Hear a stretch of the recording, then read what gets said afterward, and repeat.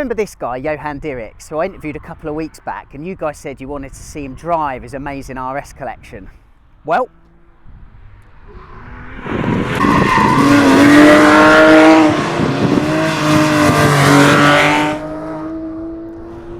best we have a catch up then.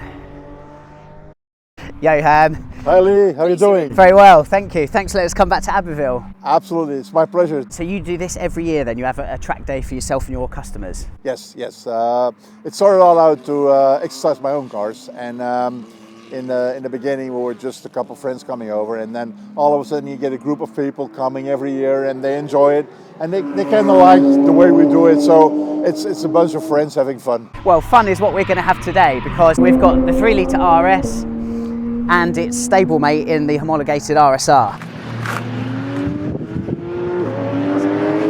Perfect. Johan, so we're in the 3 litre RS. Yes, we are. So as we know, the 3 litre RS is an evocation really of the 2.7 litre RS from the year before. Wider car, wider track, 917 spec brakes, 3 litre engine with a 20 horsepower boost to 230 horsepower roughly. 230, yes. What else is special about this car? Well, it's not as iconic as a 2.7, mostly due probably to the ducktail. Very few people know about the 3 litre RS. There's only 55 made, wasn't there? Yes. But I think the 3 litre RS is a much more, it's a much better car than the 2.7 is, as it's a race car for the streets. And here you feel when you drive the car, it's a completely different animal. It's not the engine, but it's the chassis, brakes, the way it handles.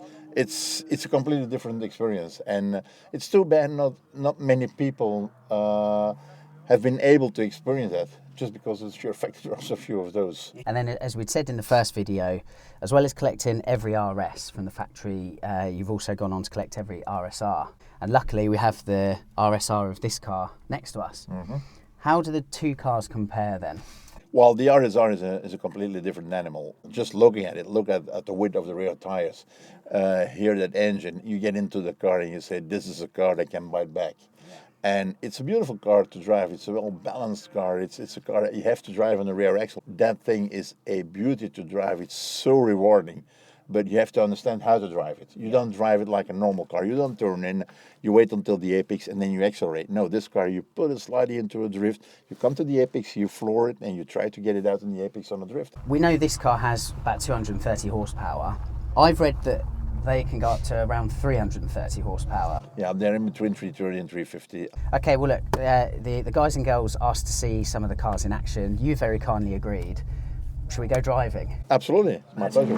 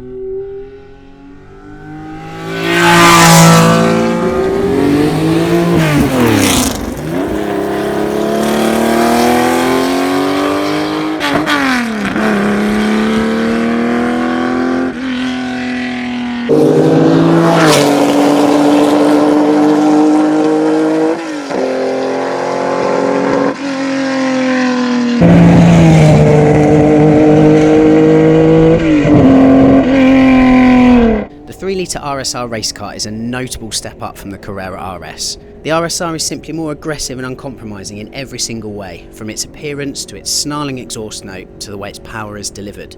In fact, it does a fine, if rather unbelievable job of making that Carrera RS look tame by comparison.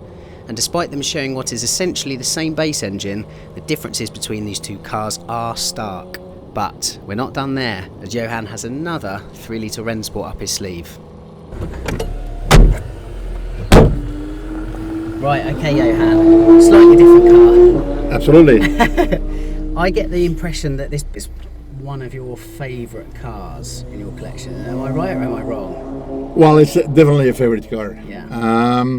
First of all, because it's an SCRS, And this is the CRS number 12. Porsche built the 21 cars, and it's an absolutely fabulous car. And if you look at it, you would never think that a turbo-look car would be a great rally car, because basically the rear, the width of the rear axle is much wider than the front. These were the cars that preceded the 959 project, Yes. which again was successful in 953 form at the Paris-Dakar.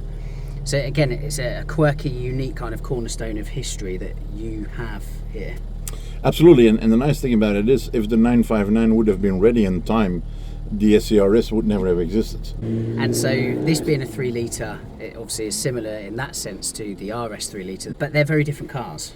Absolutely. The chassis, I mean, the setup of the chassis is obviously different, because this is set up as a rally car. The brakes are much more performant than they are on the 3 litre. So you see the evolution in 9 years' time, and you see how good the cars became. And then if you come to the engine, like think about the RS 230 brake horsepower, here you have 255.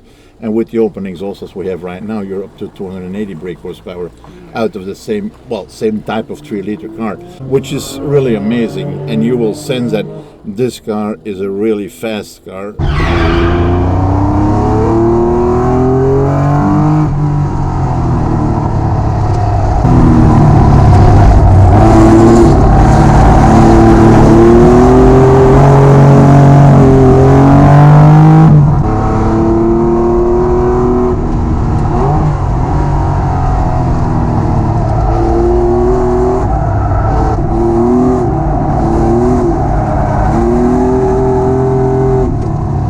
Yes, Porsche's 3 litre Rennsports story may start in 1974, but it lasts right the way through to 1984. That's an incredible 10 years of development, which saw the model transcend from the racetrack to the rally stage, highlighting the dexterity of the era. The SCRS is a clear step on from the Carrera RS, which starts the 3 litre story, with a real ferocity to its power delivery. But even this can't hold a candle to the aggression of the RSR race car, which is our undisputed star of the day. So there we have it, an absolutely phenomenal triplet of 3 litre Rennsports. If the 3 litre RS is an evolution of the 2.7 RS, then the 3 litre RSR is a quantum leap over this 3 litre RS. Absolutely not road legal at all. That is a bona fide race car. That is the car that Porsche in 1974 and 1975 went racing in before the turbocharged cars like the 934s and 935s came along. The 3 litre RS was built to homologate that. Porsche's 3 litre Rennsport story doesn't end in the mid-70s, it ends in the mid-80s when Porsche took the engine rallying with the SCRS. As we've seen then in what has been an absolutely phenomenal day, we have 3 amazing 3 litre Porsche Rennsports, all completely different in so many ways. With the 3 litre RS, it's all about grip, and there's plenty of it. In this, you feel like the car is always in control. It just feels so much more grippier and so much more well balanced over the 2.7 RS. Then, of course, if the 3 litre RS is all about grip and stability, the SCRS is about everything but. This car moved around so much more, and if Johan was drifting this car, he was absolutely dancing with this one.